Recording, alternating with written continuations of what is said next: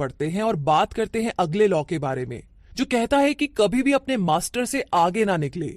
इसे समझने के लिए गैलीलियो गैलीली की रियल स्टोरी आपकी काफी मदद करेगी।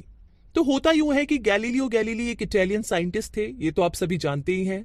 सन 1600 के शुरुआती दिनों में वो बड़ी ही प्रॉब्लम से गुजर रहे थे, क्योंकि उन्हें अपनी रिसर्च की फंडिंग के लिए रूलर्स पर डिपेंड रहना पड़ता था। गैलीलियो ने जितनी भी डिस्कवरीज और इन्वेंशन किए, वो सब उनके रूलर्स को डेडिकेट थे।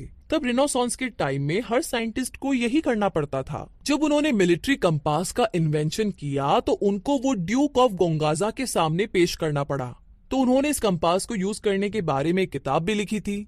ये किताब गैलीलियो ने मेडिसी फैमिली को दी थी। ड्यूक और मेडिसी दोनों बहुत इंप्रेस हुए और उन्होंने गैलीलियो को और स्टूडेंट्स दिए। हालांकि गैलीलियो ने कई ग्रेट डिस्कवरी की, फिर भी उनके रूलर्स हमेशा उन्हें बस गिफ्ट दे करके पे करते थे, कभी भी कैश नहीं देते थे। इससे गैलीलियो हर चीज के लिए अपने रूलर्स पर डिपेंड रहते थे। इवन अपनी रोजी रोटी चलाने के लिए भी उन्हें अपने रूलर्स का फेवर लेना पड़ता था।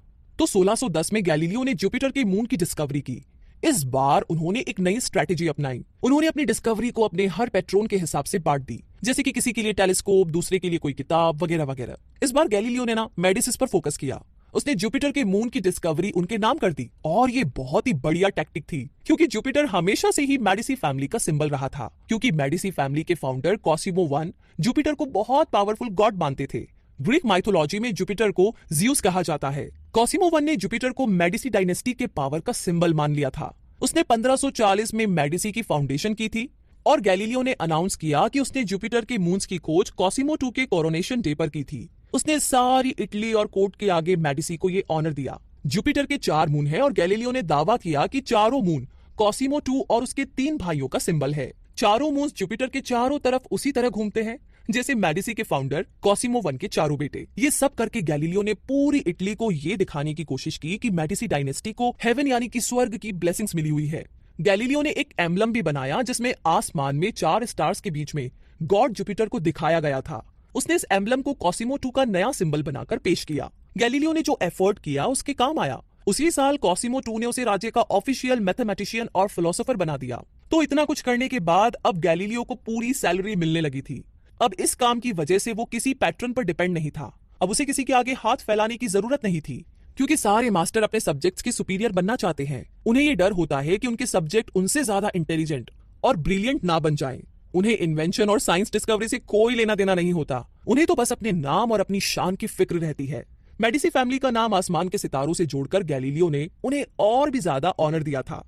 गैलीलियो जैसे इंटेलिजेंट लोगों से उनके मास्टर इसलिए इनसिक्योर रहते हैं क्योंकि वो नहीं चाहते कि वे बस इन कामों के लिए पैसे देते रहे, यानी कि फाइनेंसर रहे। वो इन इन्वेंशन और डिस्कवरीज में अपना नाम भी चाहते हैं। वो दुनिया को दिखाना चाहते हैं कि वो बहुत ही पावरफुल भी है और इंटेलिजेंट भी। गैलीलियो ये बात खूब अच्छे से समझते थे, तभी तो उन्होंने मेडिसी फैमिली की इतनी खुशामद की। तो गैलीलियो ने खुद को रूलर से ज्यादा इंटेलिजेंट दिखाने की कोशिश नहीं की। तभी तो उनके मास्टर भी उनसे इनसिक्योर नहीं थे, बल्कि उसने अपने मास्टर मेडिसी फैमिली को हेवनली बॉडीज के साथ जोड़ करके उनका स्टेटस इटली में ऊंचा कर दिया था। उसने खुद से ज्यादा अपने मास्टर की शान बढ़ाई, जिससे खुश होकर के उसके मास्टर ने उसे खूब इनाम दिए। कहने का मतलब ये कि आपके लिए डेंजरस बात है अगर आप अपने मास्टर की इनसिक्योरिटी की वजह बनते हैं। आपको हर हाल में अपने मास्टर की खुशामद करनी है, पर ऐसा चालाकी से करे। ले जाने दीजिए सारा क्रेडिट अपने मास्टर को। उन्हें हरगिज ये ना दिखाई कि आप उनसे ज्यादा ब्रिलियंट है। मासूमियत से अपना काम करते रहे। हर काम में मास्टर की सलाह जरूर ले, और अगर कोई कमाल का आइडिया आपके दिमाग में आता भी है तो ये दिखाइए कि वो आइडिया आपके मास्टर का था, ना कि आपका। मतलब ये कि उसका क्रेडिट भी आप अपने मास्टर को दे दें। तो इस तरीके से अगर आप अपनी पावर चाहते हैं तो अपनी खूबियों को छुपा कर रखें, लोगों को नाम कमाने दीजिए, आप उन्हें बिल्कुल भी इनसिक्योर फील ना कराए। जब आपका वक्त आएगा तब यही बात आपके लिए एक एडवांटेज बन जाएगी। तो इसी के साथ अब अगले लॉ से हमें क्या एडवांटेज मिलता है वो जानने का टाइम आ गया।